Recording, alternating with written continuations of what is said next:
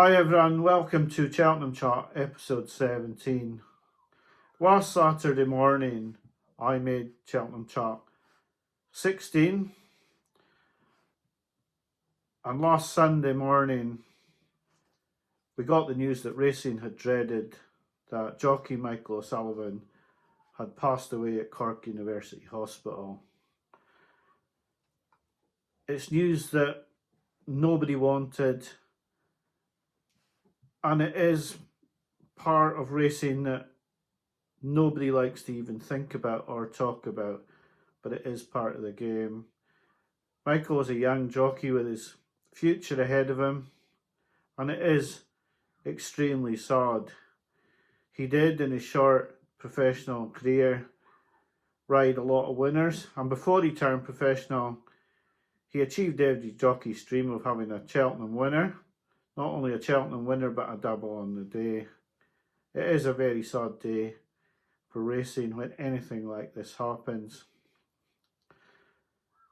A measure of Michael's family can be found in the fact that in their absolute hour of the most extreme distress any family can have, that they decided that although they were going to lose their young boy, that they'd like to donate the organs of Michael to help save the lives of others. And I think that's just the measure of the family that you are looking at.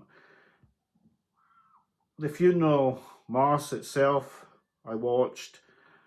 Michael's father spoke glowingly of his son. I don't know where he found the strength from. And also Michael's girlfriend Charlotte spoke, and how she managed the courage to do that, I have no earthly idea. They will be in the thoughts of everyone in racing for a very long time, and I hope that they can find the strength to get through this very, very difficult time.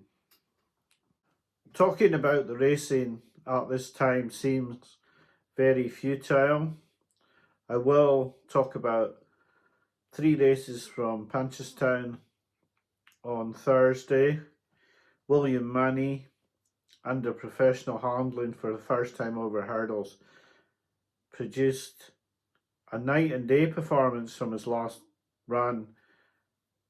Settled beautifully, jumped beautifully, and won as he liked. Now he is against the odds-on favourite in Copic de Board, who's looked an absolute monster when he won last time out at the DRF. But Williammoney, he absolutely has to go to Cheltenham with an each-way chance in the Supreme after this run. I was extremely impressed. I was surprised that the first quotes after the race were 20-1.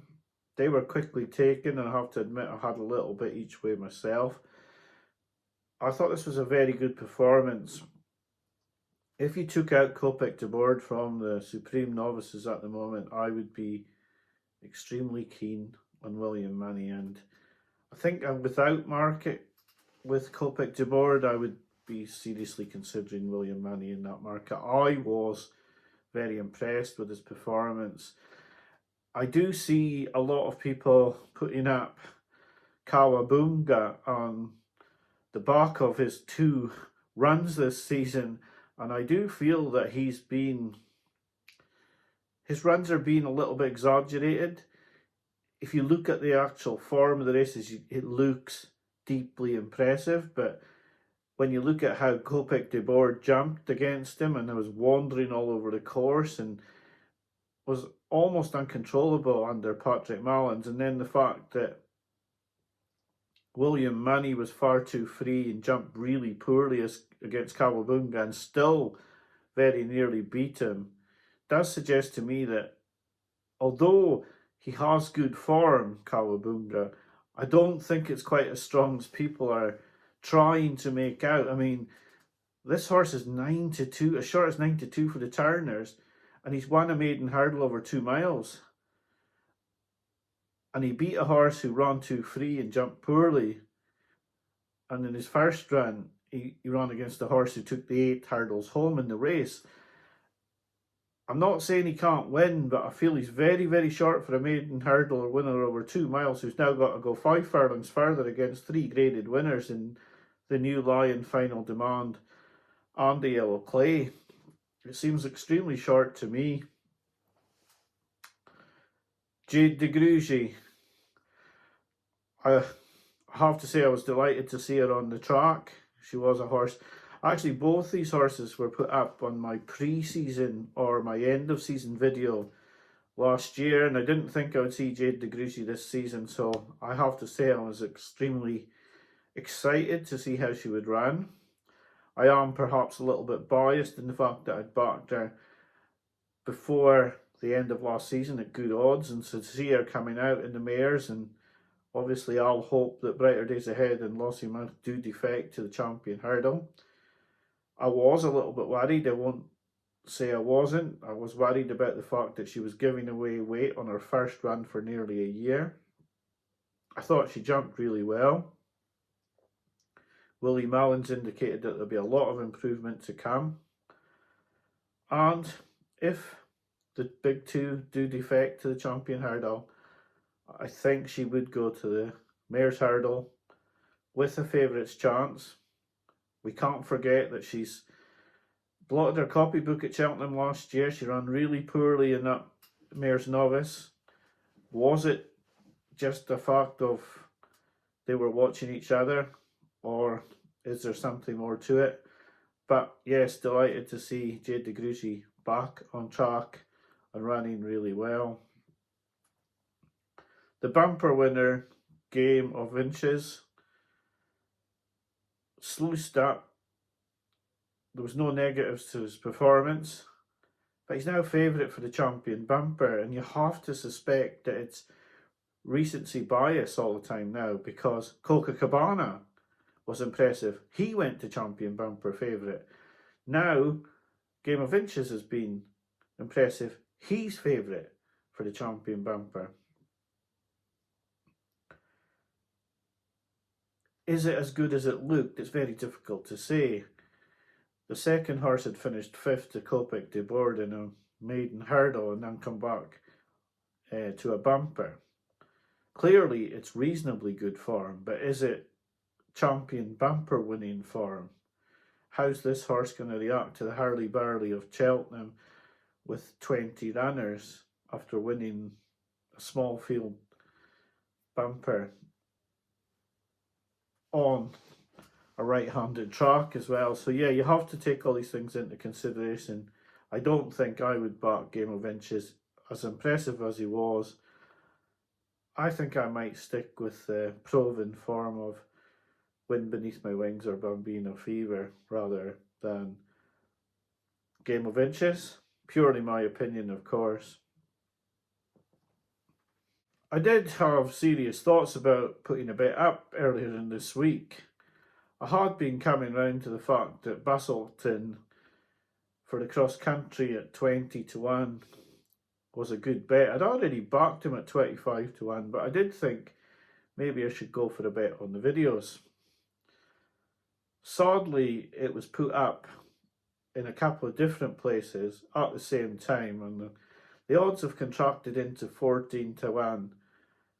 I'm not sure that's where I want to play on Bustleton. I did think about having a £20 each way bet on Bustleton at the 20 to 1, at the 14 to 1. I'm now at the stage of, yeah, maybe I can leave him. Now I do believe he's got a good chance. I have backed this horse myself at 25s. I thought about putting it up, and then I thought, no, I'm not putting up just a little hunch bet, although I kept thinking he was maybe hiding his form a little bit from the handicapper in his 2 runs this season, and I did like his run over hurdles at Navan. 20 to 1, I was thinking I was going to put him up, but then I seen he'd been put up by others, and the price had contracted another 6 points, and then I had got to the stage of thinking, well, maybe it's maybe not quite the bet that I thought it was. So I am going to leave it for now, and I will end this video. I know it's been a shorter video this week. There haven't been too many horses this week. I suppose a lot of people will think, why have I not mentioned Catate Dore or the horses at Kempton? But in truth, I'm not convinced. I think Catate Dore is perhaps the only horse that we may have seen at Kempton who may have a chance at Cheltenham. But I'd like to see what sort of rise that horse gets and where he could possibly fit into the Cheltenham handicaps. I see he's around 8-1. Non-runner, no bet for most of them. Now, he did win very easily, it has to be said. There's no question about that. He has been extremely impressive in his run today. He's going to be well handicapped, but if he gets a hike of, say, £12, £14, and then you look at other horses being laid out for Cheltenham, he may not look such a good bet. If he gets £7 to £8, then he could be a good bet. But this was a very valuable race, and the handicapper may take a dim view, and then you have a choice to make. So yes, it's been a very sad week in racing. I'll wish you a good week until I speak to you again. There is a very big chance, Steve was in touch today, so there is a very big chance that the videos will go out with me and Steve on, and there is a chance that it may be on Steve's channel rather than mine, and I hope my viewers won't mind that. I have no problem with the videos going on Steve's channel if that's the way we do it. I don't mind which channel they go on. I'd just like to do the videos with myself and Steve and talk Cheltenham and see if we can come up with anything that might be helpful to both sets of subscribers. So thank you for watching tonight. I hope you have a good week. Bye for now.